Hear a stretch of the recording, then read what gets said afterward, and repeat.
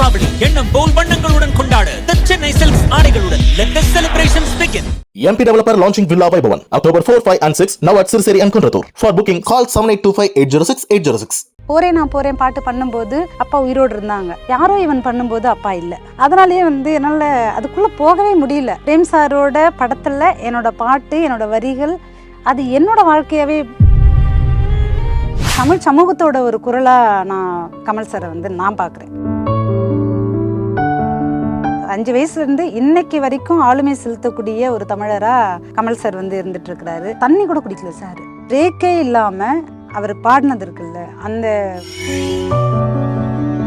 நான் பாட்டு எழுதாமலேயே விஷுவல் பார்த்துட்டு நான் எழுதிட்டு இருந்தேன். அப்போது சாருக்கு டெக்ஸ்ட் பண்ணுறேன், சார் அழுகையாக வருது அப்படின்னு சொல்லிட்டு. கவிஞரே கண்ணை துடைத்து கொண்டு கவிதை எழுதுவோம். ஒரு ஆர்டிஸ்டாக கூட பெண்கள் இந்த இடத்த சின்ன ரோலில் கூட பண்ணிட்டு போயிட முடியும். ஒரு டெக்னீஷியனாக அவங்கள தமிழ் சினிமா உலகம்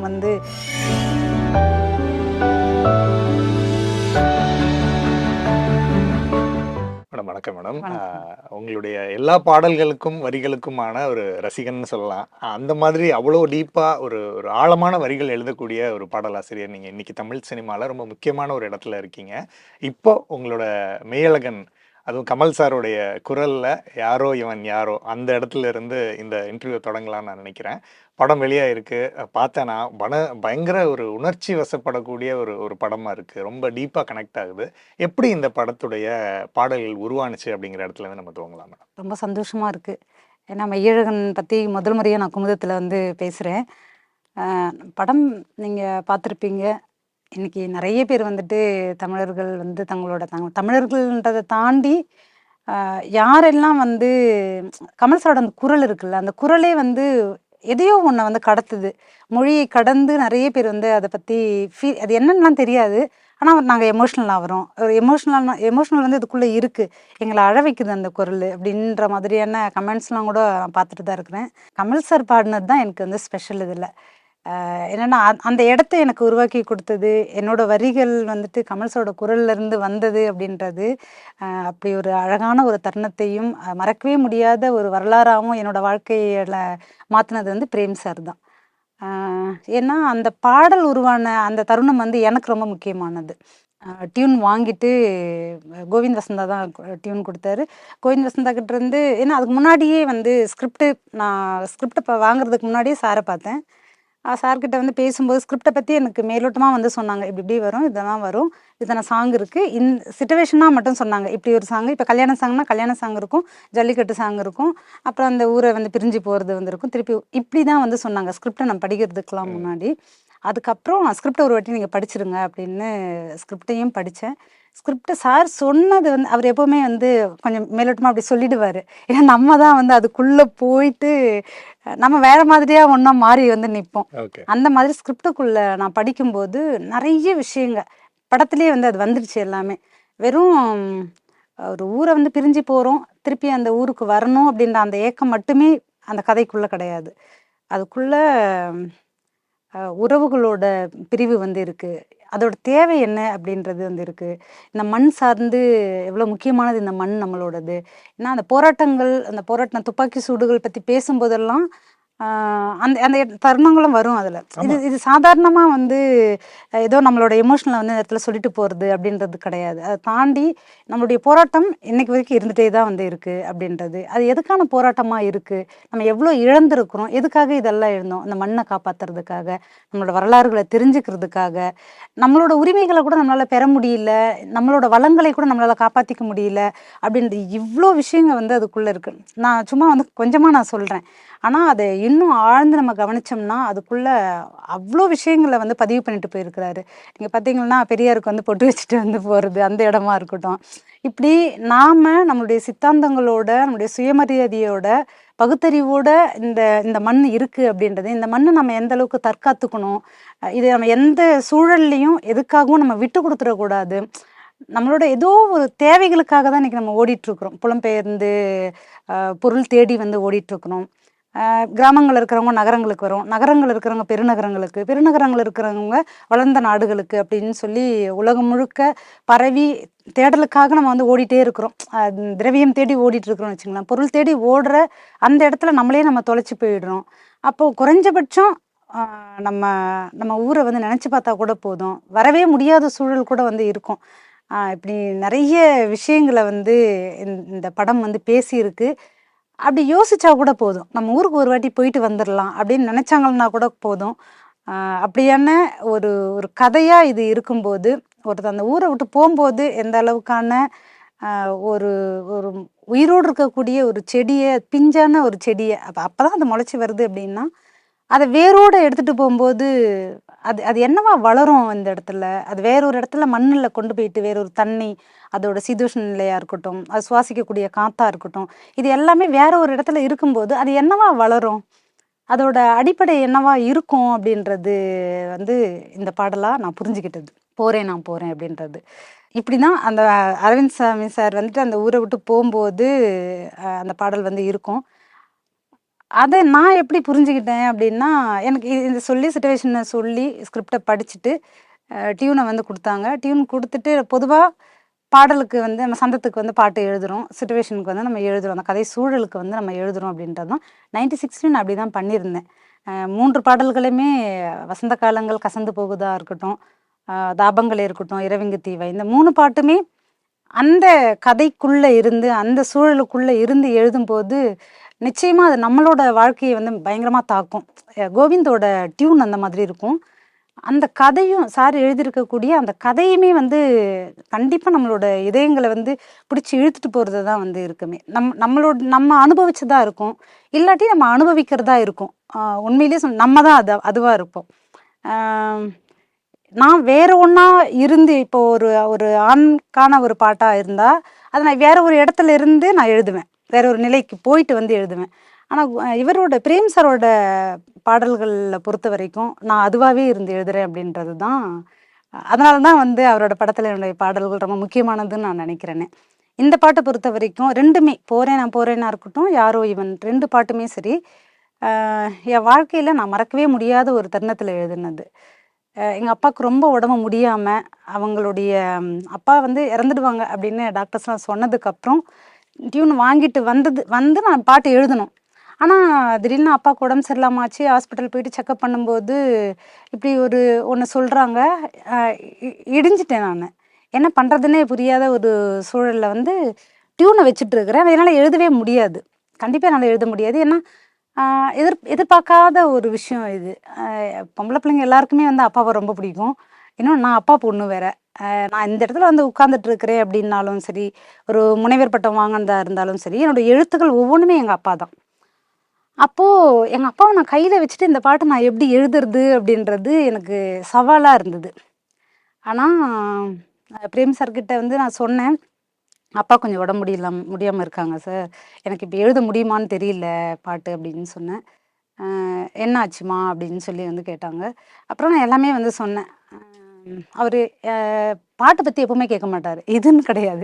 96 அப்பவும் திடீர்னு ஃபோன் பண்ணுவார், நானே மறந்துடுவேன். பாட்டு மறந்துடுவேன் அப்படின்னா அது அவ்வளோ சீக்கிரமாக எழுதவே வைக்காது. அந்த டியூனும் சரி கதையும் சரி அவ்வளோ சாதாரணமாக ஒரு டியூனை வாங்கினோமா பாட்டு எழுதணுமா அப்படி இருக்காது. அது நம்ம அந்த பாத்திரமாக மாறணும். அது என்ன தொந்தரவு செஞ்சதாக இருக்கும், நான் அதில் அடிப்பட்டவளாக இருப்பேன், நான் அதில் கொண்டாடப்பட்டவளாக வந்து இருப்பேன். அப்போ நானாக மாறி அதை எழுதணுன்றதுக்கு நான் கொஞ்சம் டைம் எடுத்துப்பேன். அதனால் வந்து சாரும் எனக்கு ப்ரெஷர் பண்ணவே மாட்டார். அவர் திடீர்னு அவர் ஃபோன் பண்ணால் நான் தான் பதட்டமாகவேனே, சார் பாட்டு இன்னும் முடிக்கல அப்படின்னு சொல்லுவேன். அவர் என்ன சொல்லுவார்னா, கவிஞரே நான் பாடலுக்காக உங்களுக்கு ஃபோன் பண்ணவே இல்லை, உங்களுக்கு ஏதேனும் சந்தேகம் இருந்தால் மட்டும் அதை வந்து நான் உங்களுக்கு கிளாரிஃபை பண்ணலாம் அப்படின்னு ஏதாவது இருக்கா அப்படின்னு கேட்கலான்னு தான் அப்படின்னு சொல்லுவாங்க. அந்த அணுகுமுறை இருக்குல்ல, அது வந்து என்னை இன்னும் சுதந்திரமாக ஆக்குச்சு. இன்னும் வந்து என்னை நிதானப்படுத்துச்சு. அவர் பாடல் எழுதுறதுக்கான நிதானத்தை எனக்குள்ளே கொடுத்துச்சு. அப்படி வந்து இந்த பாடலுக்கான தடுமாட்டத்தில் நான் இருந்தப்போ பிரேம் சார் வந்து என்னை நிதானப்படுத்தினார். நீங்கள் தான் இதை எழுதணும், உங்களுக்கு தெரியாதெல்லாம் இல்லை, நம்ம தமிழ் படிச்சிருக்கிறோம், அதில் நிலையாமை இருக்குது, எல்லாமே நம்ம படிச்சிருந்தாலும் தெரிஞ்சிருந்தாலும் ஒரு ஒரு எமோஷ்னலான ஒரு இடத்துல வந்து என்ன சித்தாந்தங்கள் இருந்து என்ன எதுவாக இருந்தாலுமே நம்ம சராசரியான ஒரு மனுஷங்களாக தான் இருப்போம். அந்த இடத்துல இருந்து பிரேம் சார் வந்து இதை சொன்னப்போ நான் ட்ரை பண்ணுறேன் சார் அப்படின்னு தான் சொன்னேன். அந்த பாட்டு வந்து இங்கே அப்பாவை தான் சென்னையில் வச்சு பார்த்துட்டு இருந்தேன். ஒரு 20 டேஸ் 20 நாள் நான் அப்பாவை நான் என் வீட்டை வச்சு பார்த்துட்டு இருந்து அப்பா வந்து நம்ம ஊருக்கு போயிடல. நான் அவங்களுக்கு ரொம்ப முடியாமாச்சு. நான் அவங்க அவங்க இருந்த இடம் வாழ்ந்த இடம் நான் ஒரு 20 நாள் தான் அப்பாவை இங்கே கூப்பிட்டு வந்தது. மற்றது எல்லாமே வந்து அவரோட இடம் அது மண். அதனால் நம்ம ஊருக்கு போகலாமா யாரையே சொல்கிறாரு அப்பா என்கிட்ட. எனக்கு வந்து அவனை அவங்க ஃப்ரெண்ட்ஸ் எல்லாம் சொல்கிறாங்க ஏன்னா நான் அனுப்ப மாட்டேன் அப்படின்னு சொல்லி நீ வந்து என் கூட இருக்க மாட்டேன்றப்பா அப்படின்னு நான் சொல்லுவேன் அப்பாவை அப்படின்றதுனால வேற காரணங்கள்லாம் வந்து சொன்னாங்க. இல்லைம்மா எனக்கு அவன் ஞாபகமாக இருக்குது, கழனிக்கு போகணும், மாடு என்னாச்சுன்னு தெரியல, நிலம் என்னாச்சுன்னு தெரியல, நெல் போட சொல்லணும் அண்ணனை, எல்லாமே வந்து அப்பா வந்து நான் தான் செய்யணும் அப்படின்ற மாதிரியே என்னை வந்து ட்ரிகர் பண்ணி அந்த இடத்துக்கு நகர்த்துறாங்க. சரிப்பா ஊருக்கு போகலாம் அப்படின்னு சொல்லி அப்பாவை ஊருக்கு கூப்பிட்டு போயிட்டு, ஆனால் அப்பா வந்து என்ன அனுப்பலை. நீ ஒரு 2 நாள் இருமா, ஏன்னா அவங்களுக்கு தெரிஞ்சிடுச்சு. நாங்கள் யாருமே சொல்லலை அப்பாவுக்கு வந்து ரொம்ப முடியாமல் இருக்காரு அப்படின்றத நாங்கள் யாருமே அப்பாவுக்கு என்னென்னு நாங்கள் கடைசி வரைக்கும் சொல்லவே இல்லை. ஆனால் அப்பாவுக்கு தெரியும் எனக்கு ரொம்ப முடியாமல் இருக்குது, நான் எவ்வளோ நாள் இருப்பேன்லாம் எனக்கு தெரியல. இப்படிலாம் வந்து பேசுகிறாங்க. ஏன்ப்பா அப்படி சொல்கிற அப்படின்னா, ஒன்றும் இல்லைப்பா உனக்கு வந்து அல்சர் தான் சொல்லியிருக்காங்க, வயிறு புண்ணு தான், சரியாக போயிடும்பா. ஏன்ப்பா எல்லாருக்குமே எனக்கு தான்ப்பா அல்சர் இருக்குது, எல்லாருக்குமே தான்ப்பா இருக்கும். நான் எங்கள் வீட்டில் பெரும்பாலும் அல்சர் எல்லாருக்குமே வந்து இருக்கும். அதனால் வந்து அது அப்பாவுக்கும் தெரியும். நான் இப்படி சொல்லி வந்து கன்வின்ஸ் பண்ணாலும் அப்பா வந்து நீ ஊருக்கு போவேணா அப்படின்ட்டாங்க. எனக்கு ஊருக்கு வரணுன்ற எண்ணம் வந்து இல்லை. ஏன் நான் ஊருக்கு வரணும்னு நினச்சேன்னா அப்பாவுக்கு ஒன்றும் இல்லைன்றதை அவருக்கு புரிஞ்சுக்கணும். நான் இப்போ அப்பா கூடவே இருந்துட்டுனா திடீர்னு நீ என் கூடவே இருக்கிறேன்னு சொல்கிற அப்படின்னு அவங்களுக்கு சந்தேகம் வந்துடும். அப்படின்றதுனால ஊருக்கு போயிட்டு வந்துட்டுமாப்பா, சென்னை போயிட்டு வரட்டுமா அப்படின்னு சொன்னப்போ வேணான்னு சொன்னாங்க. அப்பா நிறுத்தி அப்பா முன்னாடி எழுதுனது தான் போகிறேன் நான் போகிறேன் பாட்டு. அது அவங்க சொல்கிறதா தான் நான் எழுதினேன். நான் என்னோட இடத்துலேருந்து என்னோட வழியிலேருந்து நான் எழுதவே இல்லை. அதனால் எனக்கு அந்த பாட்டு வந்து முழுமையாக எனக்கு நான் எழுதுனதா ஒரு ஃபீல் வந்து எனக்கு இல்லை. அது அப்பா சொல்கிற மாதிரியான ஒன்று நீங்கள் பார்த்துருப்பீங்கல்ல. நிச்சயமா அதுதான் நான் உங்களுக்காக அந்த அந்த இடத்துலேருந்து அந்த அந்த மண்ணும் வேரும் எதுவுமே இல்லாமல் ஒன்று பிச்சுக்கிட்டு போகும்போது அது என்னவா தன்னை கூட நான் போறேங்கிற அந்த ஆரம்ப வரியிலிருந்தே போயிருச்சு, நம்மளை பிச்சுக்கிட்டு தான் போயிருச்சு அந்த பாட்டு. அந்த வெறும் கூடுன்றது இருக்குல்ல, அவ்வளோதான் எழுதுனது. இது வந்து அப்பா எழுதுகிற மாதிரியான ஒன்றா தான், அதை அப்பாவாக தான் நினச்சி எழுதுனது. அது இதுதான் பிரேம் சாரோட படத்தில் என்னோட பாட்டு என்னோட வரிகள் அது என்னோட வாழ்க்கையாகவே பதிவாயிருக்குன்றது தான்.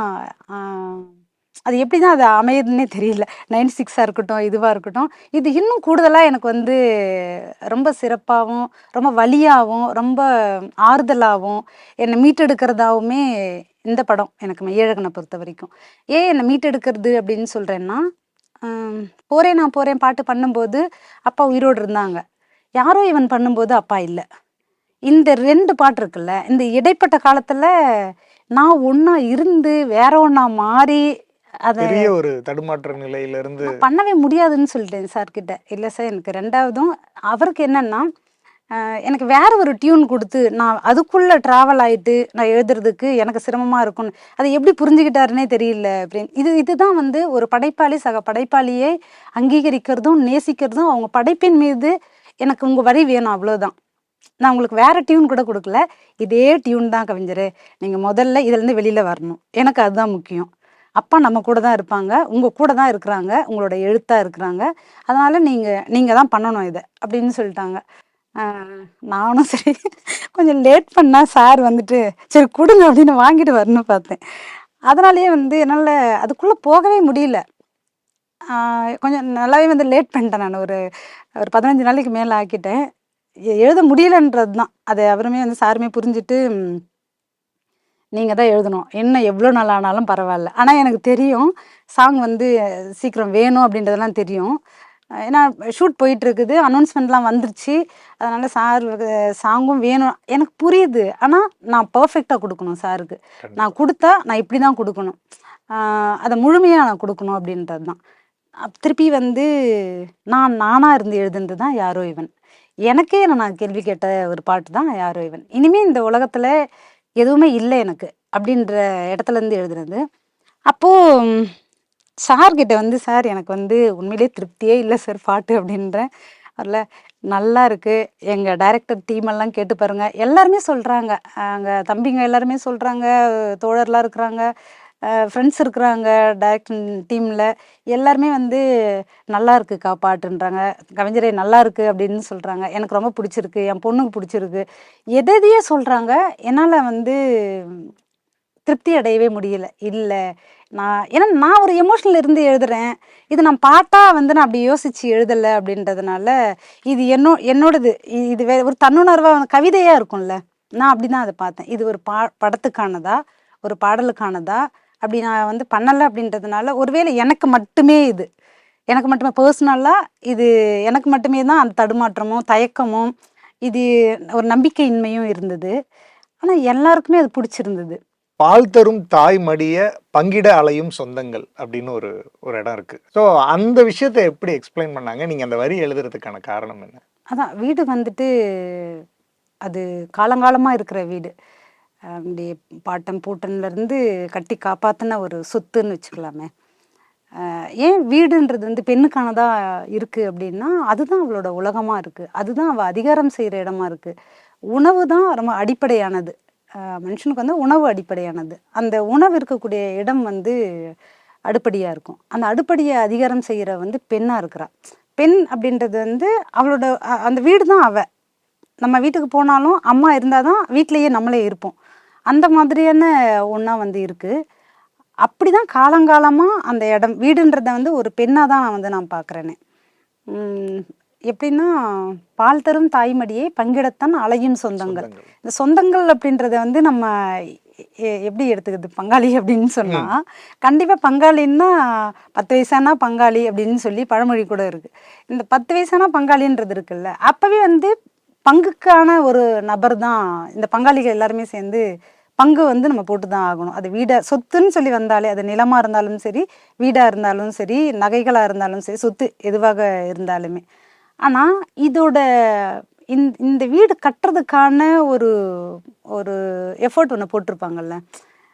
எப்படி வந்து அவ்வளோ சாதாரணமாக அந்த வீடு நீங்கள் பார்த்துருந்தீங்கன்னா, கதையில் அந்த வீடு விஷுவலாக பார்த்துருந்தோம்னா அப்படி ஒரு அகன்ற ஒரு வீடாக வந்து இருக்கும். அது அந்த வீடு கட்டுறது எவ்வளோ ரசனையோடு கட்டியிருப்பாங்க, எவ்வளோ அவங்க கஷ்டப்பட்டுருப்பாங்க அந்த வீடு கட்டுறதுக்கு.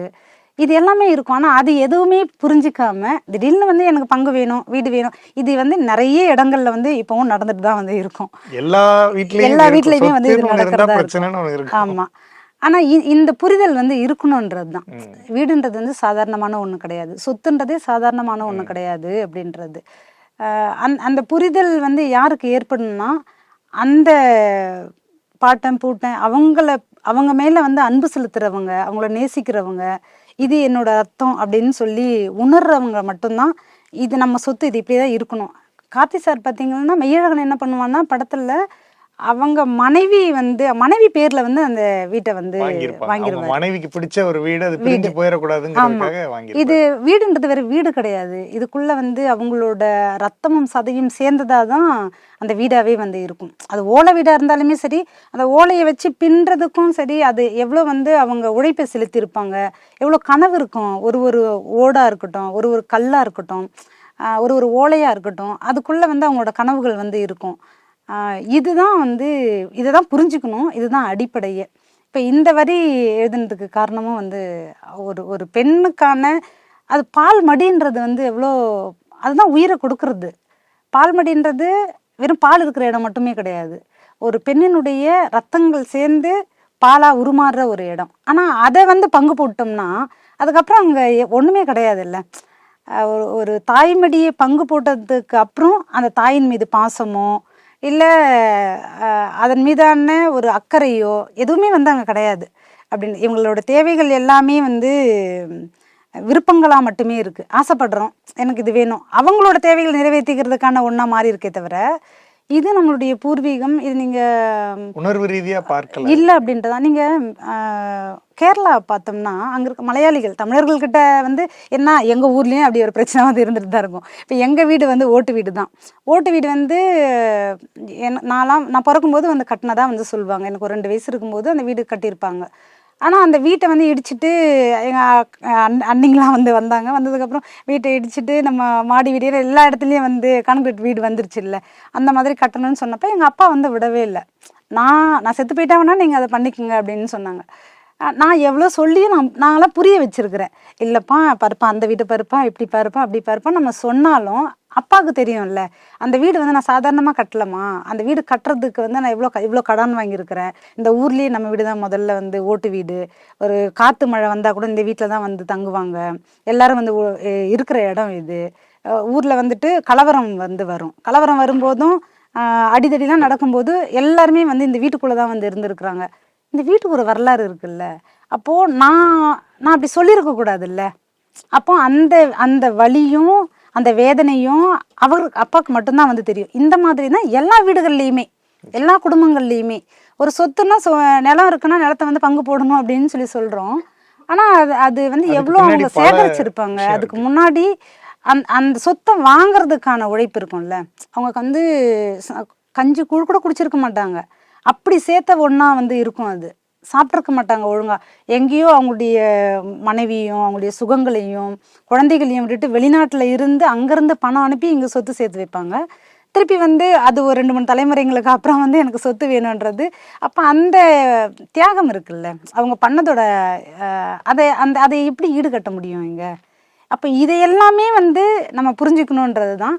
அதை வேற எப்படியும் சொல்ல முடியாது. ஒரு தாய்மடிய ஒரு முளையை வந்து நீ அறுத்த பிறகு அந்த இடத்துல அந்த குழந்தை வந்து அவ்வளோதான். அது ஆமா, ஒரு தாயை வந்து இந்த அளவுக்கு நம்ம வந்து சதைச்சிட்டோம் அப்படின்னா வேற ஒண்ணுமே கிடையாது இந்த இடத்துலன்றது. போறேன் நீ போறேனோட கடைசி வரி வந்து சார் பாடியிருப்பாரு, போய்வா மகனே, ஆனா வந்துரு, வராமல் இருந்திராத அப்படின்ற மாதிரி ஒரு விஷயம் இருக்கும். ஸோ அந்த விஷயத்த சார் எப்படி எக்ஸ்பிளைன் பண்ணாங்க? கமல் சாரோட அந்த 2 வரி மட்டும் இந்த பாட்டில் வரப்போகுதுங்கிறதும் முன்னாடியே பேசப்பட்டதா, இல்லை கடைசியா அது சேர்த்தாங்களா?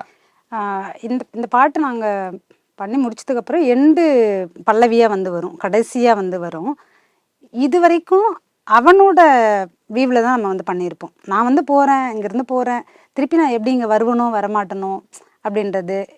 அப்படி நான் ஒரு வேளை வந்தேன்னா இந்த இடத்துல எந்த கரம் வந்து என் கையை யார் வந்து பிடிச்சிக்குவாங்க அப்படின்ற மாதிரி தான் இருக்கும். அந்த ஒரு கழிவிறக்கத்தோட போகிறவன், கையறு நிலையோடு போகும்போது எதை வேணாலும் விட்டுட்டு போயிடலாம். இந்த மனிதர்கள் வந்து ஏமாற்றலாம், ஆனால் இந்த மண் ஏமாத்தாது, இந்த மரம் செடி கொடிகள் ஏமாத்தாது. நீ சுவாசித்த அந்த முதல் காற்று இங்கே தான் இருக்கும், அது உன்னை தேடிட்டே தான் இருக்கும், நீ திரும்ப எப்போ வேணாலும் வரலாம் அப்படின்றது தான். அங்கே இருக்கக்கூடிய மரம் செடி கொடிகள் காற்று ஒளி இது எல்லாமே வந்து அவனை கூப்பிடுறதா தான் அந்த இடத்துல வந்து பண்ணியிருப்போமே. இது வந்து கமல் சாரோட குரலில் வரணும் அப்படின்னு ஆசைப்பட்டோம்.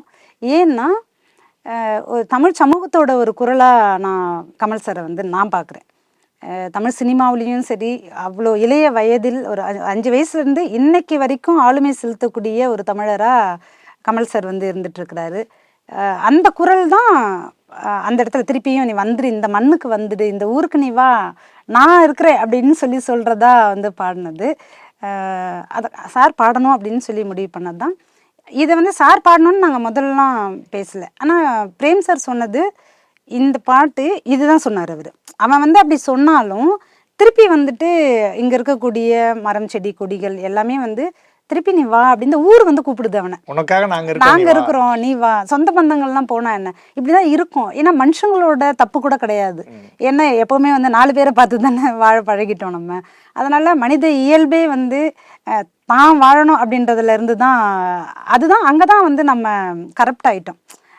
எதுக்கு வந்து படத்தோட தொடக்கமே அன்பே நிறையின் அன்பே, எல்லாமே அன்பு தான், இந்த இடத்துல மெய்யே அன்பு தான் அப்படின்னு சொல்லி நம்ம சொல்றோம்னா அது இல்லைன்றதுனால தானே. ஒரு இப்போ நம்ம தமிழ் இலக்கியங்களில் கூட அரை இலக்கியம்னு ஒரு காலகட்டமே வருது. களப்பிரர் காலகட்டம் கிபி 2ஆம் நூற்றாண்டுலேருந்து நம்ம அரை இலக்கியங்கள் தோன்றுது, 18 அரை இலக்கியங்கள் வருதுன்னா ஏன் அரை இலக்கியம்னு ஒரு காலகட்டமே இருக்கணும்னா அறம் தவறுனாப்போ அறம் அங்கே பேச வேண்டியதாக இருக்குது. அப்போது இன்னைக்கு வந்து தமிழ் சினிமாவில் தமிழர்களை அன்பை நோக்கி நம்ம நகர்த்தணும். எல்லாமே வந்து நம்ம வன்முறைகளாலேயும் பிரிவினைவாதத்தினாலேயும் எதையோ பேசி வந்து சித்தாந்தங்கள் கூட இன்னைக்கு வேற ஒன்றா வந்து மாறி போயிட்டு இருக்குது. உனக்கு ஒரு நியாயம்னா எனக்கு ஒரு நியாயம் அப்படின்ற இடத்துல போகுது அப்படின்றது. இது எல்லாத்தையும் எது சரி செய்யும்னா அன்பு மட்டும்தான் சரி செய்யும். அப்போது அதுதான் வந்து அது அது நீங்கள் மனுஷங்கக்கிட்டலாம் வந்து நம்ம பார்க்குறது ரொம்ப குறைவாக கூட இருக்கலாம், குறைச்சி நம்ம மதிப்பிடவும் முடியாது, ஏன்னா மனித இயல்பு அப்படி இருக்கும்போது. ஆனால் இங்கே இருக்கக்கூடிய இயற்கை கிட்ட அது எப்போவுமே இருந்துகிட்டே இருக்கும். அப்படி வந்து இந்த இயற்கை வந்து அவனை கூப்பிடணும் அப்படின்னு தான் சார் சொன்னார். அதுதான் பின்னாடி நாங்கள் வந்து அப்படி பண்ணது. நிச்சயமா. மழை நீரில் கரைந்தே போவதில்லை மழை என்றும் மழைதானே அப்படின்னா, மழை மழை பெஞ்சிட்டே தான் இருக்கும். இப்போ 2 மாதம் வந்து அடமழை பெஞ்சாலும் அந்த மழையினால மழை எப்பவுமே கரையாது. மழை என்றைக்குமே மழையாக தான் வந்திருக்கும். அந்த மாதிரி வந்து உனக்கு வந்து நான் இதை கொடுக்குறேன் அதை கொடுக்குறேன் எவ்வளோ பெரிய அன்பு வந்து உன்கிட்ட வந்தாலும் நீ அதை விட பேரன்பு நீ கொடுக்கக்கூடியவனா இருக்கிற அப்படின்றது தான். இது வந்து நீ மழை தான் என்னைக்கா இருந்தாலும், மழை மாதிரி நீ அன்பை பொழிஞ்சாலுமே நீ மழையாக தான் வந்து இருப்ப அப்படின்றதா அருள்மொழி மெய்யழகுன சொல்கிறதா தான் இருக்கும். அதே மாதிரி துளியோடு சேர்ந்தே விழுவதில்லை வானம் என்றுமே. வானம் வந்து விழாது, மழை வீது அப்படி கீழே விழுது அப்படின்றதுனால, துளி வருது அப்படின்றதுனால வானமும் சேர்ந்தே விழுந்துடாது. உனக்கு யாராவது ஒரு அன்பு கொடுக்குறாங்க அப்படின்றதுனால, உனக்கு ஒரு பொருள் கொடுக்குறாங்க அப்படின்றதுனால உடனே நீ அவங்ககிட்ட சரண்டர்லாம் நீ ஆக மாட்ட. நீ என்றைக்குமே வந்து வானமாக தான் இருப்ப, நீ கொடுக்கக்கூடியவனாக தான் வந்து இருப்ப அப்படின்றதா தான் அருள்மொழி மெய்யழகுன சொல்கிறதா தான் இந்த இடம் வந்து பாடல் இருக்கு. இந்த மாதிரி அந்த பாட்டுல வர்ணிச்சுக்கிட்டே போகலாம், அவ்வளோ ரொம்ப அர்த்தமுள்ள ஆழமான வரிகளா இருக்கும். ஆனால் இந்த இடம் தான் என்கிட்ட பிரேம் சார் வந்து கேட்டது, என்கிட்ட சொல்லவே இல்லை, உங்களுக்கு ஒரு சர்ப்ரைஸ் அப்படின்னு சொல்லிட்டு எனக்கு இதோட பொருள் மட்டும் சொல்லுங்க திருப்பி அப்படின்னு சொல்லி திருப்பியும் வந்து மழை நீரில் கரைந்தே போவதில்லை வானம் என்றுமே அப்படின்றது, அந்த மலை என்றும் மலைதானே அப்படின்றது இந்த இடத்துல நம்ம யாரை சொல்றோம் அப்படின்னு சொல்லி கேட்டாங்க. அப்போ நான் உங்ககிட்ட இப்ப சொன்ன மாதிரி வந்து மலை அப்படின்றது மெய்யழகன் தான் மலையே, மெய்யழகன் தான் வானமே அப்படின்னு சொல்லி சொன்னேன். ஓகே டன் அப்படின்னு சொல்லிட்டு அப்படி போயிட்டு தான் அந்த முதல்ல பாடலை கொண்டு போயிட்டு கமல் சார்கிட்ட காட்டி அவர்கிட்ட இந்த பெர்மிஷன் வாங்கிட்டு இந்த வரிகள் எல்லாமே வந்து இதுதான் நீங்கள் பாட போகிறது அப்படின்னு அதை வந்து கேட்டிருந்தாங்க சாரும். அப்படி வந்து கொண்டு போயிட்டு சார்கிட்ட காட்டிட்டு தான் இந்த பாட்டை பாடுறீங்க அப்படின்றது வந்து முன்னாடியே வந்து சொல்லி தான். ஏன்னா கமல் சார்கிட்ட வந்து நம்ம அவரோட குரல்லேருந்து அந்த வரிகள் வர்றது அப்படின்றது, மெய்யழகன் வந்து எவ்வளோ முக்கியமானது அப்படின்றது எல்லாமே அவர் புரிஞ்சு அவர்கிட்ட சொன்னதுக்கப்புறம் அவர் விரும்பி வந்து நேசித்து பிடிச்சி வந்து பண்ணது தான் இந்த பாட்டு. குறிப்பாக அது என்னோட பாட்டு அப்படின்றது எனக்கு பிரேம் சார் கொடுத்த என்னோட ஏற்கனவே கூட சொல்லியிருக்கிறேன், என்னுடைய வலிகள் மீது தடவிய மருந்து இது, பெருமருந்து இது, சாதாரண மருந்து கிடையாது. ஏன்னா ஆகச்சிறந்த ஒரு கலைஞனோட குரல்ல இருந்து என்னுடைய வரிகள் என்னுடைய வலிகள் வந்திருக்கு அப்படின்றது. பாடல் ஒரு கம்போசிங் செஷன்ல அதுவும் இந்த பாடல் எப்படி உருவானதுங்கிற விதம் பற்றி சொல்ல முடியுமா? நாங்கள் ஒரு 20-25 பேர் இருந்தோம். சார் வராரு பாட வராரு அப்படின்னு சொல்லிட்டு எல்லாரும் போயிட்டு அசம்பிள் ஆகிட்டோம். அப்புறம் சாருக்காக வெயிட் பண்ணிட்டு இருந்தோம். சார் வந்ததும் அந்த வர்ற அந்த தருணம் இருக்குல்ல, அது எல்லாருமே எதிர்பார்த்துட்டு இருந்தோம். அவர் வந்ததுமே வந்து எல்லாரும் போயிட்டு ரிசீவ் பண்ணி சார் வந்தாங்க. வந்துட்டு நேராக ரெக்கார்டிங் வந்து போயிட்டாங்க. போயிட்டு பாட்டு சார் வந்து என்னை அறிமுகப்படுத்தினாங்க. வரிகள் எல்லாமே வந்து பார்த்தாங்க சார்.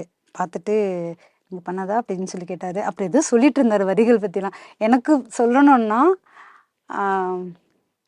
ஏற்கனவே கமல் சாரோட அந்த அந்த கண்ணு அந்த முகபாவங்கள் இருக்குல்ல, நான் அதை தான் ரசிச்சுட்டு இருந்தேன் உண்மையிலேயே சொல்லணுன்னா. சரிங்க சார் சரிங்க sir thank you sir thank you sir இது மட்டும் தான் சொல்லிட்டு இருந்தேன்னு. அப்புறம் போகலாமா அப்படின்னு சொல்லிட்டு சார் வந்து பாட ஆரம்பித்தாங்க. ஸ்டார்டிங்லேருந்து அந்த யாரோ சொல்லும் போதே வந்து எல்லாரையும் பார்த்துட்டோம், அப்படி பார்த்துட்டோம். இடையில வந்துட்டு தண்ணி கூட குடிக்கல சார், பிரேக்கே இல்லாமல் அவர் பாடினது இருக்குல்ல, அந்த ஒன்று பாடிட்டு ஏதோ நம்ம வந்து அசந்து போய் நிற்போம், அவ்வளோ பெரிய கலைஞன் அப்படின்னு சொல்லிட்டு. ஆனால் சார் வந்துட்டு சரியான்ற மாதிரியே கேட்பார், பாடிட்டு திருப்பியும் வந்துட்டு இப்படி பார்ப்பாரு. அங்கேருந்து ஏதாவது நாங்கள் எங்களுக்கு சொல்லணும்னு கூட தோணாது, ஏன்னா அப்படி எதுவுமே இருக்காது. அவர் பாடினாலே அது பர்ஃபெக்டாக தான் இருக்கும் அப்படின்றது. அப்படி வந்து நாங்கள் ரசித்து வந்து கேட்டுட்டு இருந்த ஒன்று. அவராகவே நிறைய மாடுலேஷனை சாரேவே வந்து பண்ணி கொடுத்தது தான். நாங்கள் அவ்வளோ ரசித்து வந்து கேட்டது. எல்லாருமே வந்து அங்கே பாடிட்டு இருக்கும்போதே இங்கே வந்து அழுதுட்டு இருந்தோம். அப்போதான் என்ன வந்து பிரேம் சார் வந்து எல்லாரும் என்ன பார்க்குறாங்க, ஏன்னா கார்த்தி சார் அங்கே இருக்காரு.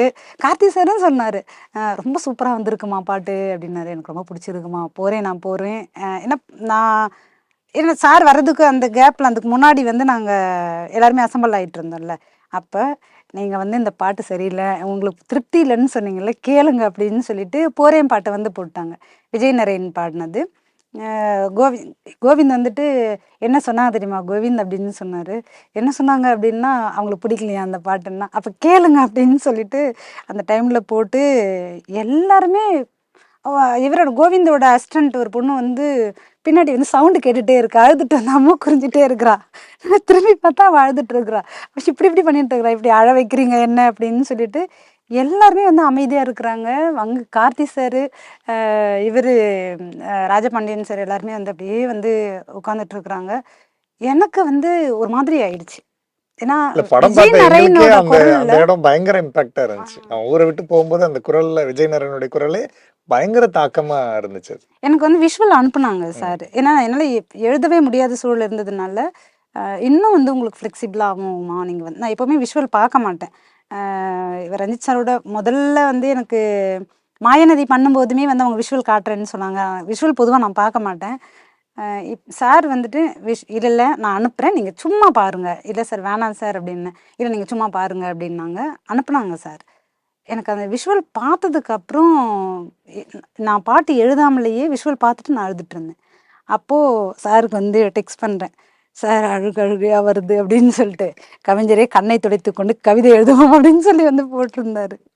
அப்புறம் அந்த அளவுக்கு வந்து நம்மளை எமோஷ்னல் ஆகிட்டு அவரு அப்போது நம்ம எமோஷ்னல் ஆகிறதுக்கு முன்னாடி ஒரு படைப்பாளி அதை படைச்சிருப்பாங்க. அதை படைக்கும்போது அவங்க எந்த நிலையில இருந்து அதை படைச்சிருந்துருப்பாங்க. அப்போது அந்த எமோஷனலுக்குள்ளே இருந்து அதை உருவாக்கிட்டு அவங்க வந்து நார்மல் ஆகிறதுக்கு எவ்வளோ நாள் ஆகியிருக்கும். அந்த இடத்துல இருந்து அவர் சொல்கிறாரு, என்ன நீங்கள் வந்து பாட்டு எழுதுங்க அப்படின்னு சொல்லிட்டு. அப்படி வந்து பண்ணது தான் எனக்கு விஷுவலாக பார்க்கும்போதுமே வந்து சரண் வந்து ரொம்ப சூப்பராக வந்து நடிச்சிருந்தாப்புல. சூப்பரா பண்ணிருந்தாங்க. ரஞ்சினி, அப்படியே ஆப்டான ஒரு உருவம். ஜேபி சார், ராஜ்கன் எல்லாருமே அந்த இடத்துல வந்து அவ்வளோ சூப்பராக வந்து பண்ணியிருந்தாங்க. அந்த யானை கூட வந்து அவ்வளோ அழகா வந்து அதுல பண்ணிருக்காங்க. வரும்போதே ஒரு திக்குன்னு இருந்துச்சு. அந்த மாதிரியான ஒரு இடத்துல இருந்து ஆரம்பிச்சு. அப்போ அப்படி ஒரு விஷுவல் வந்து கொடுத்ததுக்கு அப்புறம் இது பண்ணதுதான். அப்படி விஷுவல் பார்த்து நான் பண்ணது. அந்த டைம்லயே வந்து அது பயங்கரமா மேக்கிங்கா வந்து பண்ணிட்டாரு. கோவிந்த் வந்து அவரோட சந்தமாவும் டியூனாவும் செமையா பண்ணிட்டாங்க. இதுல என் முன்னாடி மட்டுமே ஒரு சவால் நின்றுட்டு இருந்தது. அதுவும் என் முன்னாடி இருந்த 2 சவாலுக்கு நடுவுல வந்து அது வந்து பண்ணது அப்படின்றது. அப்போ தான் நான் உணர்ந்தேன், பாட்டு வந்து போயிட்டு இருக்குது. எனக்கு நான் அதை எழுதும்போது இருந்த எல்லாமே என்னை பொறுத்த வரைக்கும் என்ன பர்சனலாக எனக்கு என்ன ஆகும்னா, நீங்கள் என்னோட பாட்டை கேட்கும்போது நீங்கள் ஒன்று ஆவீங்கல்ல, அது வேற, ஆடியன்ஸாக ஆகுறதுன்றது வேற. ஆனால் என்னை பொறுத்த வரைக்கும் நான் எப்போல்லாம் நான் எழுதின பாட்டை நான் கேட்குறேனோ அப்போல்லாம் எனக்கு நான் படத்தோட விஷுவல்லாம் எனக்கு வராது. நான் எழுதும் போது எந்த நிலையில இருந்தனோ எனக்கு அதுதான் வந்துடும். அப்படி வந்து போரேன் பாட்டு பயங்கரமா இருந்தது. விஜய் நரேனோட குரலும் சரி அவ்வளோ சூப்பரா வந்து இருந்தது. விஜய் நரேனோடது ஓகே, இதெல்லாம் அவ்வளோதான் முடிச்சு எடுத்து வச்சாச்சு. நாங்கள் அப்புறம் கமல் சார் வராரு, பாடுறோம். இது வேற ஒரு இடமா போயிருக்கு. கமல் சாரோட அந்த அந்த குரல்ல ஒரு உச்சரிப்புமே சரி அவ்வளோ எமோஷனலில் வந்து எல்லாருக்குமே வந்து கொடுத்துருக்கு. அந்த கடைசியாக வந்து யாரோன்னு சொல்லிட்டு அந்த ஹை பிச் போயிட்டு அங்கே முடியும் பாருங்களேன், அந்த இடம்லாம் பயங்கரமாக இருந்தது. நிறைய ஃபாரினர்ஸ்லாம் கூட அதை மட்டுமே மென்ஷன் பண்ணிலாம் பயங்கரமாக வந்து போட்டிருந்தாங்க. ரொம்ப சந்தோஷமாக இருக்குது. வேற சக படைப்பாளிகள் ஒரு அன்பினால் இங்கே நிகழ்ந்தது அப்படின்னு தான் நான் சொல்வேனே. இதுக்குள்ளே வேற எந்த காரணமும் கிடையாது. ஒருத்தவங்களோட ஆறுதலாக ஒருத்தவங்களோட கையை பிடிச்சிப்போம்ல, அன்பாக ஒருத்தவங்களோட தோளில் சாய்ச்சிப்போம்ல, இவ்வளோதான் மெய்யழகனே. அந்த மெய்யழகன் எதுக்காக தொடங்குச்சோ, எதுவா அது வந்து பயணமாச்சோ, இந்த என்னுடைய பாடல்கள் 2 பாட்டுமே சரி, முதல் படத்தோட முதல்லையும் சரி, அது அந்த ப்ரீ கிளைமேக்ஸில் வரும்போதும் சரி, அது எப்படியான ஒரு எமோஷனலுக்குள்ளே என்னை கொண்டு போச்சோ அது அப்படியே வந்து இருக்குது. அது எல்லாமே வந்து ஒரு அன்பினால் நிகழ்ந்த ஒன்றா மாறி இருக்கு. நிச்சயமா.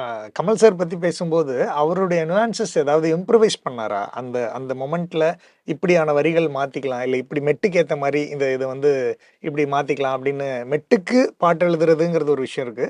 மெட்டுல பாடி பார்க்கும்போது சில இடம் பொருந்தாமை அப்படிங்கிற ஒன்று வரும். ஸோ அந்த மாதிரி ஏதாவது நிகழ்ந்ததா இந்த பாட்டை பொறுத்த வரைக்கும்? எதுவுமே சொல்லல சார், ஒண்ணுமே சொல்லல. ஒரு இடம் மட்டும் அருள்மொழி சொல்ற மாதிரி தான் இருக்கும். பொய்யாகி தோற்று போகின்றேன் மெய்யான உன்முன்னே. ஆனா மெய்யழகன் நம்ம படத்துல யாருக்குமே தெரியாது, யார் மெய்யழகன் சொல்லவும் மாட்டோம். ஆனா இந்த வரிக்குள்ள வந்து மெய்யழகன் அப்படின்றது வந்து வெறும் பேர் மட்டும் கிடையாது இந்த இடத்துல. அவன் அதுவாவே அவன் இருக்கான் மெய் அழகன் அப்படின்றதுதான். உண்மையிலேயே அவன் அதுவாதான் இருக்கான் அப்படின்றது. பொய்யாகி தோற்று போகின்றேன் மெய்யான உன்முன்னே ஈடின்றி வாழும் பேரன்பே என்று காண்பேன். ஈடின்றி வாழும் பேரன்பை தான் அது. ஓ ஈடின்றி வாழும் பேரன்பை என்று அன்பை காண்பேன். என்று அன்பை, காண்பேன்னு நீங்க இந்த எழுதி அன்பை நான் திருப்பி எப்போ காண்பேன் அப்படின்னு சொல்றதா தான் எழுதி இருந்தது. ஆனா சார் வந்து பார்த்து இப்படி பாடுறது இல்ல, பேரன்பே அப்படின்னு சொல்லி முடிச்சிருப்பாரு பாருங்க. எங்களுக்கு அந்த இடம் பிடிச்சிடுச்சு. அதனால எல்லாரும் இப்படி பாக்குறோம். கோவிந்த் வந்து இப்படி பார்த்தாப்புல அப்படியே விட்டுருங்க அப்படின்னு சொல்லிட்டோம் நாங்க. பிரேம் சாரும் வந்துட்டு பிரேம் சாரும் பாக்குறாரு, விட்டுறலாம் கவிஞர் அப்படின்னு சொன்னாரு. அப்படி வந்து பண்ண. ஏன்னா பேரன்பேன்னு சொல்றதை விட பேரன்பேன்னு வந்து சாரோட குரல் வரும் பாருங்க, அது இன்னும் கூடுதலா ஆக்கிடுச்சு அந்த பாட்டை இன்னும் அழகா. நீங்களும் அக்செப்ட் பண்ற இடம் வந்து உண்மையிலே அது பேரன்பின் வெளிப்பாடாதான் இருக்கு. நன்றிங்க. அது அந்த கலைஞர் வந்து அதை பண்ணும்போது எங்க எல்லாரும் அர்த்தம் புரிஞ்சுதான் அதை பண்ணிருப்பாரு.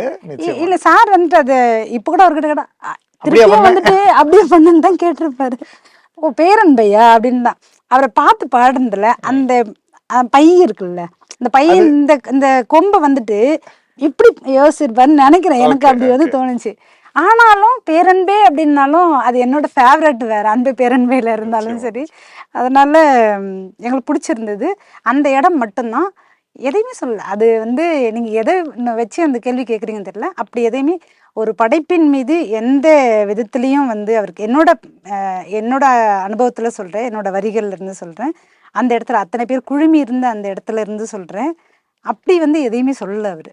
நிச்சயமா இல்ல அந்த இம்ப்ரோவைசேஷன் நடக்கும்ல. இப்ப நீங்க சொன்னதே வந்து பெரிய அந்த குரல் இருக்கு பாருங்க, அந்த குரலே வந்துட்டு இந்த வரிகள் தமிழை இன்னும் அழகாக்கிடுச்சு, என்னோட வரிகளை இன்னும் வந்து மெருகேத்திடுச்சு. அப்படிதான் வந்து அந்த அந்த குரல் பண்ண வசியம் அது. அந்த பேரன்பை வந்துட்டு பேரன்பே அப்படின்னு சொல்லி அது எப்படின்னா பேரன்பே என்று காண்பேன் அவர் பாடிட்டு இப்படி பார்த்தாரு பாருங்க, பேரன்பே அப்படின்னு. நீங்க இப்ப கூட இந்த பாட்டை கேட்டீங்கன்னா ஈடின்றி வாழும் பேரன்பே நிறுத்தி, ஆமா பேரன்பை என்று நிறுத்துறதை விட பேரன்பேன்னு நிறுத்தா நல்லா இருக்கும், அது பாடலா வந்து நல்லா இருக்கும் அப்படின்றது. அவர் அங்க நிறுத்தினதுமே எங்க எல்லாருக்குமே ரொம்ப பிடிச்சிருச்சு. அது எனக்கு கிடைச்ச கிஃப்ட். வேற எந்த இயக்குனர்களுடைய ஒரு காம்பினேஷன்ல நீங்க பயணிக்க ஆசைப்படுறீங்க? என்னன்னா என்னை பொறுத்த வரைக்கும் ஒரு கூட்டணின்றது ஒரு பாடலாசிரியருக்கு டியூன் அமையறது தான் கூட்டணி. எந்த மாதிரியான டியூன், எந்த மாதிரியான கதை சூழல் வந்து அவங்களுக்கு அமையுது அப்படின்றது தான். அது இந்த இயக்குனரோட தான், இந்த இசையமைப்பாளரோட தான் அப்படின்றது கிடையாது. என்னை பொறுத்த வரைக்கும் ஒரு பாடலாசிரியருக்கு எந்த மாதிரியான கதை, எந்த மாதிரியான டியூன், இதுதான் வந்து அவங்கள ஒரு வெற்றியாளரா மாத்துறது அப்படின்னு நினைக்கிறேன். இந்த வெற்றியில இருந்து தான் அந்த நீங்க சொல்ற அது வந்து தொடருது அப்படின்னு நான் நினைக்கிறேன். புரிதல் அதிகமா நிச்சயமா இவங்க கிட்ட நம்ம போனா இத வந்து தெளிவா நம்ம சொல்லலாம், அவங்க அதுக்கு மேல ஒண்ணு அந்த புரிதல் தான் எனக்கும் ரஞ்சித் சாருக்குமே இருக்கு. இன்னும் வந்து பிரேம் சாருக்கும் எனக்குமே அதுதான் இருக்கு. துரை செந்தில்குமார் சாரோட நான் பட்டாசு பண்ணியிருந்தேன், இப்போ கருடன் பண்ணியிருந்தேன். நிச்சயமா அடுத்த படமும் நான் பண்ணுவேன். இப்போ அந்த மாதிரி வந்து இப்போ சாரோட வந்து பண்ணியிருக்கேன். வினோத்குமார் சாரோட இது பண்ணியிருந்தேன், நான் தீரன் பண்ணியிருந்தேன். அப்புறம் நேர்கொண்ட பார்வை பண்ணேன். உண்மையிலேயே அவரோட திரும்பவும் பண்ணால் நல்லாயிருக்கும். இப்படி வந்து எனக்கு நிறைய இயக்குனர்கள் வந்து இருக்கிறாங்க. தொடர்ந்து என்னென்ன இங்கே வெற்றி தானே தீர்மானிக்குது அப்படின்றது. தொடர்ந்து இவங்க வந்து எடுத்துட்டு போற கதை ரொம்ப முக்கியமானதா இருக்கு. கருடனா இருக்கட்டும், மெய்யழகனா இருக்கட்டும், தங்கலானா இருக்கட்டும், இது சொல்ற அந்த கதை களம் இருக்குல்ல, அது ரொம்ப முக்கியமானது. அந்த இடத்துல இருந்து தான் அந்த வெற்றி வந்து சேருதுன்னு நினைக்கிறேன். நம்ம தேவைப்படுற இடத்துல அங்க இருப்போம், அது வெற்றியையும் கடந்து. உங்களை இம்ப்ரெஸ் பண்ண பெண் பாடலாசிரியர்கள் பத்தி சொல்ல முடியுமா? குங்குமப்பொட்டியின் மங்களம் பாடின ரோஷ்னாரா பேகம் தான் ஃபர்ஸ்ட். அவங்களை தொடர்ந்து வந்து இன்னைக்கு ஒரு ஆளுமையான இடத்துல நின்றுட்டு இருக்கிறவங்க தாமரை மேம். தாமரை மேமோட வரிகளும் சரி, அது வந்து ஒரு கதையை விளக்குறதும் சரி, அந்த விவரணை ரொம்ப அழகா இருக்கும், அழகியெல்லாம் வந்து இருக்கும் தாமரை மேம். பெண் இசையமைப்பாளர்கள் உங்களோட இதுவரைக்கும் பணியாற்றியவங்கள நீங்க வந்து ரொம்ப பிடித்தமானவர்கள், இல்ல அடுத்து இவங்களோட பணியாற்றணும்னு ஆசைப்படுற ஒரு இசையமைப்பாளர்கள் யாராவது இருந்ததை சொல்லலாம்? பெண் இசையமைப்பாளர்கள் ரொம்ப குறைவாக தான் வந்து இருக்காங்க. ஆனால் இப்போ நான் ஒர்க் பண்ணிட்டு இருக்கிறது பிந்து மாலினியோட வந்து ஒர்க் பண்ணிட்டு இருக்கிறேன்.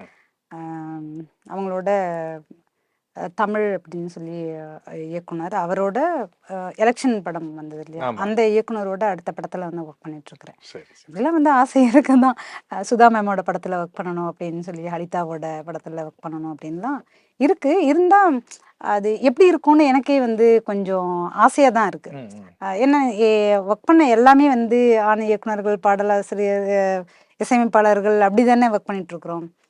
அது எப்படி இருக்கும் அப்படின்னு ஒரு டெக்னீஷியனாக நான் அவங்கள பார்க்கறதுக்கே ஆசையாக தான் இருக்கேன். அவங்க வந்து எக்ஸ்பிளைன் பண்ணுறது அப்படி வந்து ஒரு முதல் படமாக பண்ணுறதுக்கு ஒரு 3 பேர்கிட்ட நான் இயக்குனர்களாக பெண் இயக்குனர்கள் நான் சந்திச்சிருக்கேன், பேசியிருக்காங்க.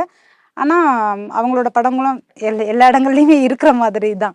ஒரு ஒரு ஆர்டிஸ்டாக கூட பெண்கள் வந்து இந்த இடத்த சின்ன ரோலில் கூட வந்து பண்ணிட்டு போயிட முடியும். ஒரு டெக்னீஷியனாக அவங்கள வந்து தமிழ் சினிமா உலகம் வந்து அவங்களோட திறமையை அங்கீகரித்து அவங்களுக்கு பணம் வந்து ஒரு 5 கோடி வந்து அவங்களுக்கு கொடுத்து ஒரு இயக்குனர் ஆக்கிறதுக்கான இடம் இருக்குல்ல, அது அது பெரிய சவால் தான். இன்னைக்கு அதுக்கு பின்னாடி வந்து அந்த பெண்ணோட அறிவையும் அவங்களுடைய திறமையையும் வந்து மெச்சக்கூடிய தயாரிப்பாளர்கள் வந்து தேவையாக இருக்கிறாங்க இங்கே.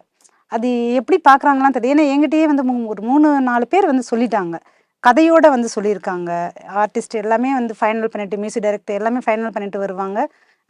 ஷூட் வந்து போகிறோம் அடுத்த மாதம்னு சொல்லுவாங்க. அது ஏதோ ஒரு காரணங்களால் ட்ராப் ஆகிட்டு வந்திருக்கும். ஆனால் பிரமாதமான கதையாக இருக்கும். எனக்கு ஆசை தான். ஏன்னா அந்த பெண் ஒரு பெண் வந்து அவளோட காதலை, அவளோட ஆட்டோகிராஃபை, அவள் கடந்து வந்த காதல்களை வந்து சொல்லணும் அப்படின்றது ஆசையாக தான் இருக்குது. அப்படி ஒரு கதை வந்து இந்த இடத்துல வேணும் அப்படின்றது. அது சுதா கங்காராவ் மேம் வந்து இங்கே வெற்றி பெற்றுட்டாங்க, ஹலிதா மேம் வந்து வெற்றி பெற்றுட்டாங்க. இன்னும் வந்து கிராமங்கள்லேருந்து வரக்கூடிய அந்த பெண்கள், ஒடுக்கப்பட்ட இடத்துலேருந்து வரக்கூடிய அந்த பெண்களோட கதைகள் வந்து இன்னும் பேசப்படாமலே தான் இருக்குது. அவங்களுடைய ஒரு படைப்பா, அவங்களுடைய வெளிப்பாடுகளாக இன்னும் வராமல் இருக்குல்ல, அது நானுமே எதிர்பார்த்துட்டு இருக்கிறேன். இன்றைக்கி எழுதக்கூடிய பெண் கவிதைகளாக இருக்கட்டும், படைப்புகளாக இருக்கட்டும், எல்லா விதத்துலையும் வெளிப்படுது அப்படின்னா, அதிகாரத்துக்கு எதிராகவும் சரி, அன்பை முன்னிறுத்தக்கூடியதாகவும் இருக்குது அப்படின்னா, அந்த பெண்களோட தொடர்ச்சி தான் அது. தாமரை மேமோட நிறைய கவிதைகளை வந்து அப்படி சொல்லலாம் நம்ம. யுகபாரதி அண்ணனோடது, கார்த்திக் நேதா, இப்போ மோகன் ராஜா வந்து நிறைய எழுதிட்டுருக்குறாங்க. நிறைய அந்த மாதிரி வந்து இப்போது கிருத்திகா நெல்சன் எழுதுகிறாங்க, நிலான்னு ஒரு கவிஞர் எழுதுகிறாங்க. இப்படி நிறைய பேர் வந்து எழுத ஆரம்பிச்சிட்டாங்க. நிறைய பேரோட கவிதைகள் ரொம்ப முக்கியமானதாக வந்து இருக்குது. எனக்கு என்ன அப்படின்னா, இன்னும் நம்ம இலக்கியங்கள்லேருந்து கண்ணதாசன் சார் பண்ண மாதிரி, வைரமுத்து சார், வாலி சார், இவங்களோடது, இந்த புலமைப்பித்தன், மேத்தா சார், இவங்களோடதெல்லாம் வந்துருக்குல்ல, அறிவுமதி சார், முத்துக்குமார் சார், இவங்களோடதெல்லாம் பார்த்தோம்னா அது நம்மளுடைய இலக்கியங்களாக இருக்கும். எப்படி ஒரு இலக்கியத்துறைக்கான ஒரு வட்டத்துக்குள்ளே இருந்து எடுத்து அதை வந்து வெகுஜனப்படுத்தினாங்கல்ல, அதை பொதுமைப்படுத்தின இடம்தான் சினிமா, திரைத்துறை அப்படின்றது. பாடலாக வந்து அது மிளறக்கூடியதாக மாறுது. அந்த இடத்துக்கு நம்ம நகர்த்தலையோ, இந்த சம காலகட்டத்தில் வந்து நம்ம அதை மிஸ் பண்ணிட்டோமோ அப்படின்ற ஒரு ஆதங்கம் மட்டும் வந்து இருக்குது. நானுமே வந்து அதை இன்னும் கூர்மைப்படுத்தணும் அப்படின்றதுலேருந்து தான் நானே இயங்கிட்டு இருக்கிறேன். நானும் இன்னும் வந்து இன்றைக்கி நான் மாய நதியை வந்து நான் சொல்கிறேன் அப்படின்னா, ஊட்டாத தாயின் அப்படின்னு சொல்லி நான் கண்ணம்மா பாட்டிலேருந்து ஒன்று சொல்கிறேன், வெள்ளி விதியாரோட கவிதையை நான் சொல்கிறேன்னா, இன்னும் வந்து எனக்கு அது தேவைப்படுது. இன்னும் நான் அதை செய்யணும்னு சொல்லி நினைக்கிறேன். தங்கலாண்டில் மினிக்கி பாட்டில் வந்து நான் பண்ணது எனக்கு ரொம்ப சந்தோஷமான நிறைய வட்டார வழக்குகள், ஃபோக்லேருந்து நம்மளுடைய வட்டார வழக்கு சொற்களை வந்து திரைப்படத்துக்குள்ளே கொண்டு வர்றது அப்படின்றதெல்லாம், அது வந்து எப்படி பிரேம் சாரோட படத்தில் தான் எனக்கு வந்து என்னுடைய வலிக்கான மருந்து எப்படி இருந்திருக்கோ, அதே மாதிரி பெருமருந்து வந்து இருந்திருக்குல்ல, என்னுடைய வலியை ஆற்றும் பெருமருந்து இது. அதே மாதிரி ரஞ்சித் சாரோட படத்தில் பொறுத்த வரைக்கும் அவர் வந்து இதை தான் பண்ணணும், இப்படி பண்ணணும் அப்படின்ற அதுக்குள்ளே வந்து கொண்டு வர மாட்டார். புரிய வச்சிருவார். புரிய வச்சதுக்கப்புறம் நம்ம என்ன கொடுக்குறோமோ அதை வந்துட்டு அவருக்கு கொடுத்துட்டா திருப்தி. எல்லா இயக்குனர்களுமே அப்படி தான்.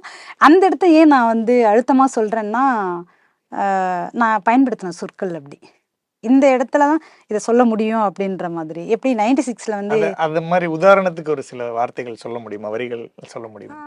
96 இதில் தங்கலானில் வந்து எல்லாம் அந்த மினிக்கி பாட்டில் வந்த பெரும்பாலான சொற்கள் வந்து அப்படி தானே வந்திருக்கும். நிச்சயமா நிச்சயமா. இல்ல அதனால எனக்கு அந்த இடம் சில உதாரணங்கள், இப்ப வீரத்துறந்தராங்கிறது வந்து எனக்கு முதல்ல வந்துட்டு நான்னில இருந்தே சொல்லணும். ஆமா, நான்னி பாட்டே எப்படின்னா, தாபப்பூவும் நான் தானே, பூவின் தாகம் நீதானேன்னு எழுதியிருப்பேன். என்னுடைய முதல் படத்துலயே முதல் பாட்டிலேயே நான் வந்து அதை பண்ணியிருப்பேன். அப்போ வந்து சார் என்கிட்ட கேட்டது தாபப்பூன்னு ஒரு பூ இருக்கான்னு தான் கேட்டாங்க. இல்லை தோழர், தாபம்ன்றது ஒரு விதமான ஒரு ஒரு எமோஷனல், அது வெளிப்பாடு.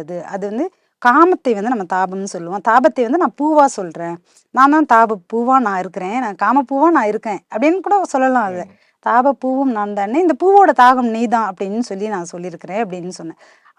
அதில் இருந்து எப்படி என்னுடைய முதல் முதல் பாடல் எழுதும்போது ஒரு உரையாடல் இருந்திருக்கும்ல, அதுதான் இப்போ வரைக்குமே, தங்கலான் வரைக்குமே அதே உரையாடல், அதே எளிமை, அதே மாதிரியான அணுகுமுறை தான் இருக்கு. அது எவ்வளோ தூரம் எந்த இடத்துல வந்திருக்கோன்றதெல்லாம் இல்லை. அதே வந்து 96லயாவது நாங்கள் நேராக சந்தித்தோம். சார் வந்து சந்தித்து உரையாடல் வந்து நடந்தது. மெய்யழகனுக்கு அது கூட இல்லை. ஏன்னா நிறைய வேலைகளோட சார் கமிட் ஆகிட்டார். அடுத்து வந்து ஷூட் போகணுன்றதுனால கதையை வந்து சொல்லலை, ஸ்கிரிப்டை வந்து கொடுத்துட்டு அப்படி தான் பண்ணது. 96ம் எப்படின்னா எல்லாமே எழுதி கொடுத்துட்டு இரவிங்க தீவாயெல்லாம் இந்த தாமரை குளம் மீறி தனியாகுதே அப்படின்ற அந்த இடம்லாம் எல்லாருமே வந்து எமோஷ்னலான இடம். சின்மையாக இருக்கட்டும், பிரதீப் சார் இருக்கட்டும், பிரேம் சார், அப்படி வந்து எமோஷ்னலான ஒரு இடம். அந்த 3 பாட்டுமே பார்த்தீங்கன்னா சார் வந்து கரெக்ஷன்றது வந்து தேவைப்பட்டால் கரெக்ஷன் வரும், எங்களுக்கு கரெக்ஷன் தேவைப்படலை. அந்த புரிதலோடு தான் பாடல் வந்து நிகழ்ந்தது. இதுலேயுமே வந்து சார் அடுத்து 2 பாட்டு நீங்கள் எழுதுங்க, இந்த பாட்டு நீங்கள் எழுதிடுங்கன்னு சொல்லி நானும் கார்த்திக் நேதாவும் தான் பண்ணுறது, இதெல்லாம் நீங்கள் எழுதுங்கன்னு சொன்னப்போ என்னால் பண்ணவே முடியாதுன்ற இடத்துல இருந்து நீங்கள் பண்ணணுன்ற இடத்துல அந்த புரிதல் இருக்குல்ல, அதுதான் எங்கே நடந்தது. பிரேம் சாரோட படத்தை பொறுத்த வரைக்கும் எப்படி ரஞ்சித் சாரோட படத்தில் புதிய புதிய சொற்களை என்னால் உள்ளே கொண்டு வர்றதுக்கான இடம் இருக்கோ, அதே மாதிரி தாபங்களே அப்படின்றது 96லேயும் நான் பண்ணியிருப்பேன். இந்த பிரேம் சாரோட படத்தை பொறுத்த வரைக்கும் என்னோட ஈஸியாக வந்து என்னால் கவிதைகளை சொல்லிட்டு போக முடியும், அதில் எந்த தடையும் வந்து இருக்காது. இப்போ நீங்கள் சொன்ன மாதிரியே வந்து பங்கிடத்தான் அலையும் சொந்தங்கள் இருக்குல்ல, பால் தரும் தாய்மடியே பங்கிடத்தான் அலையும் சொந்தங்கள், இதெல்லாம் எடுக்கவே மாட்டேன் அப்படின்னு சொல்லி சொன்னது. அப்புறம் முதல் பாட்டிலேயே வந்து போரே நான்லேயே நிறைய நான் பண்ணி கொடுத்ததில் சார் வந்துட்டு எடுக்க முடியாமல் மீதி வந்து எடுத்து வச்சுட்டு நம்ம அடுத்த பாட்டுக்கு இதை வச்சுக்கலாமா அப்படின்னு சொல்லி வந்து கேட்டது. இதுதான் வந்து ஒரு படைப்பாளி வந்து ஆரோக்கியமான ஒரு சூழல். புரிதல் சொல்றேன் நான். அதுல இருந்து அந்த புரிதல் தானே அது தொடருது, அதுதானே வெற்றியா மாறுது இங்க. நிச்சயமா. ரொம்ப நன்றி மேம். நிறைய விஷயங்கள் வந்து ஒரு பாட்டு எப்படி உருவாகுதுங்கிற இடத்துல ஆரம்பிச்சு ஒரு இசையமைப்பாளருக்கும் ஒரு இயக்குனருக்கும் ஒரு பாடலாசிரியருக்கும் என்ன மாதிரியான ஒரு வேவ்லென்த் இருக்கணும் அப்படிங்கிற வரைக்கும் நிறைய விஷயங்கள் வந்து ஷேர் பண்ணியிருக்கீங்க. இது நிறைய பேருக்கு பயனுள்ளதா இருக்கும்னு நம்புறோம். ரொம்ப நன்றி மேம். தித்திக்கும் தீபாவளி எண்ணம் போல் வண்ணங்களுடன் கொண்டாட The Chennai Silks ஆடைகளுடன் let the celebrations begin. MP Developer launching Villa Vaibhavan October 4, 5 and 6 now at Sirseri and Kunratur. For booking call 7825 806 806.